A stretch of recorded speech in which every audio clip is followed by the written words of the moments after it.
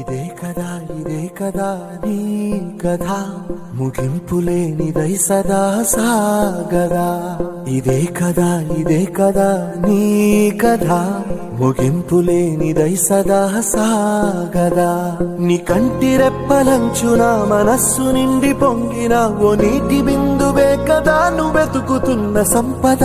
ఒక్కొక్క జ్ఞాపకానికి 100 ఏళ్ల ఆయువుందిగా, ఇంకెన్ని ముందు వేచనో అవన్నీ వెతుకుతూ పదా.